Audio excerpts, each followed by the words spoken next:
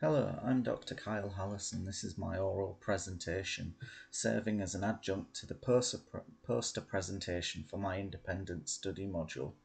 I've chosen to direct my independent study module trying to delve more into the Certificate of Eligibility CESR training pathway and their relation to the Traditional Health Education England HEE training pathway, which trainee anaesthetists complete to allow them to be able to undertake roles as consultant anaesthetists.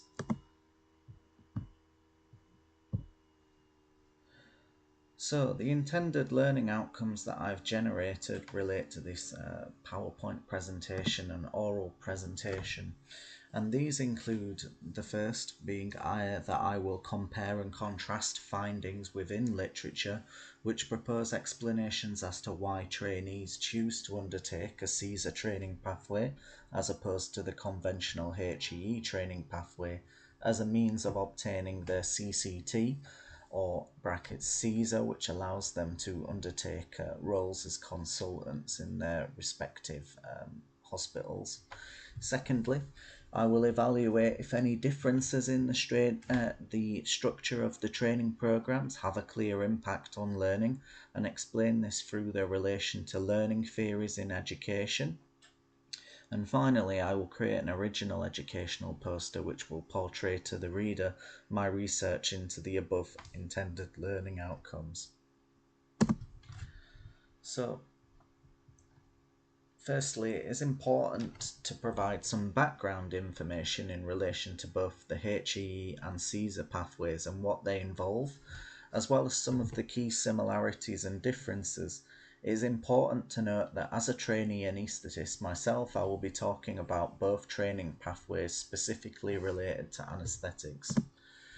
So what are the HEE and CESR training pathways? Well, they're both training pathways which aim to equip a trainee registrar anaesthetist to meet and evidence the same set of domains laid out by the General Medical Council and the Royal College of Anaesthetists.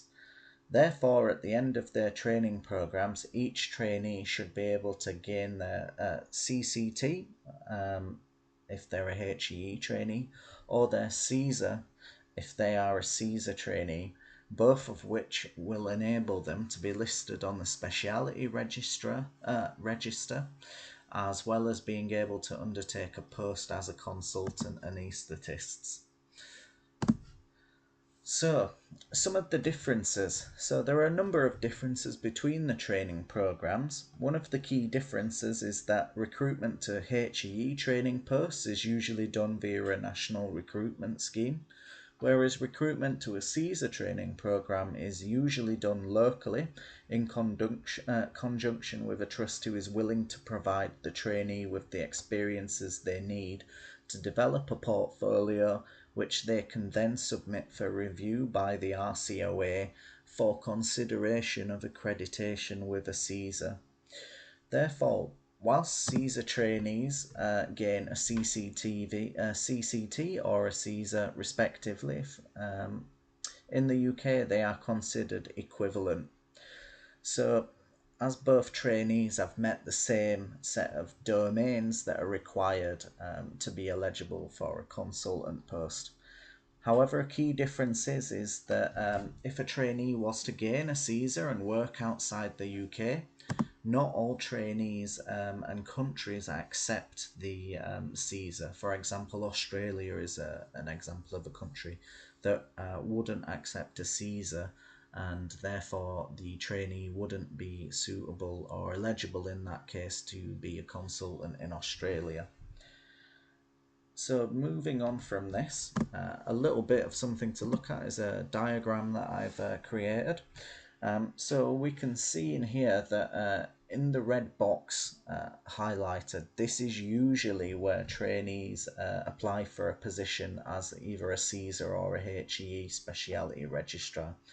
At this point, trainees in both sets of pathways need to have completed their FRCA Part 1 examination in order to be eligible. Upon successfully receiving a post in the HEE or CESR training pathways, They will both work through the equivalent of ST4 to ST7 as an anaesthetist, through the various rotations that they need to undertake to evidence the domains that are set out by the RCOA and GMC. These rotations will likely differ between the HEE and CESR pathways, and they may not be in the same order or for the same amount of time in a rotation. However, the only requisite for a CESR trainee is that they evidence the domains to the same standard as a HEE trainee. Therefore, both sets of trainees should have met the same intended learning outcomes at the end of their training, and therefore should be trained to a similar standard to each other. Additionally, it is noted that at the point of being considered eligible for a consultant, both trainees also have to have met their FRCA examinations and passed these. So the same set of examinations are required as well, regardless of the training pathway that the trainee undertakes. So one of the main questions remains, why do trainees not all apply for the HEE training pathway, as this appears to be the standard. It's the one that's got the longest track record, and it's the most commonly applied pathway. Well, there's been some key issues over the past few years that things such as COVID have exacerbated, but also examples of poor trainee feedback, complaints regarding the training application process for HEE, registrar roles, trainees not wanting to frequently rotate between trusts over a large span of the country, as well as trainees wanting to also stay within one trust as a means of them enjoying their training more. So as you can see from some of the quotes that have been written, so for example, a real slap in the face was one of the responses that a trainee gave to not receiving a HEE training post after working in ICU during COVID-19.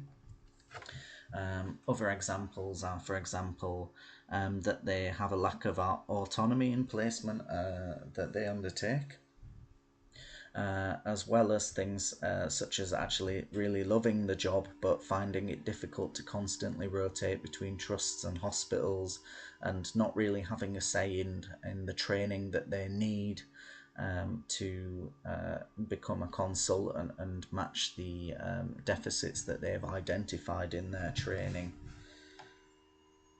So moving on from this, how does CESR relate to training, to learning theories itself? And is there any evidence that the structure of the CESR training program has a clear impact on learning?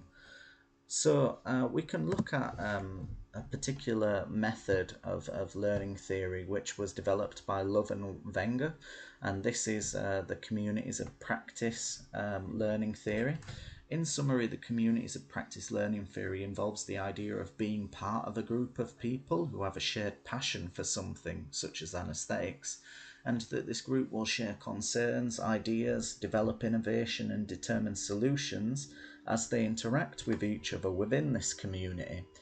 This eventually helps stimulate learning for all members of the community. Therefore, the process of learning is not necessarily intentional, and there are three key components that are required for a community of practice to be defined. So these are a domain of interest, such as, in this case, anaesthetics, a community, such as the staff within a hospital and the consultants and all the members of the multidisciplinary team, and the actual practice, so such as sharing knowledge with each other to develop their training as anaesthetics, which is obviously going to work, working with the consultants and different members of the team and using the skills that they've taught you to be a better anaesthetist. So this is a development of the notion of something called legitimate peripheral participation, where a newcomer to the group, such as a new trainee, becomes increasingly entrenched within the community. and eventually they graduate to what consultants would probably be seen by Love and Wenger as an old-timer in the community.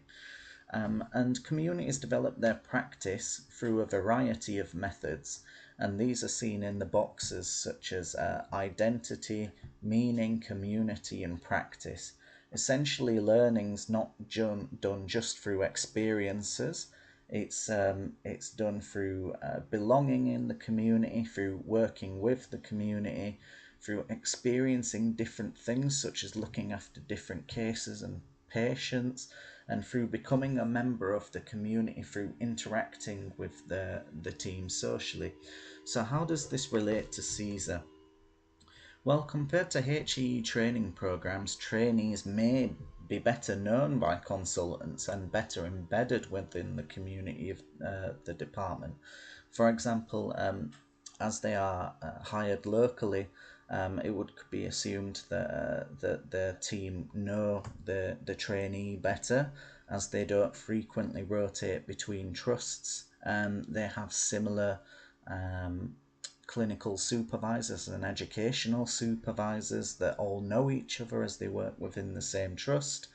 And that one of the key things that has been identified in some studies is that some trainees might be better eligible and aspire to undertake different roles in this community, such as being a rota coordinator, undertaking leadership roles and representative roles, and then taking the views of the trainees in the community and highlighting this back to the supervisors, who may take their viewpoints more seriously as they know that they have a vested interest together to help the trainees become better consultants eventually. As they're permanent members of the community and they're not transient members, which is what HE trainees would most likely be seen as.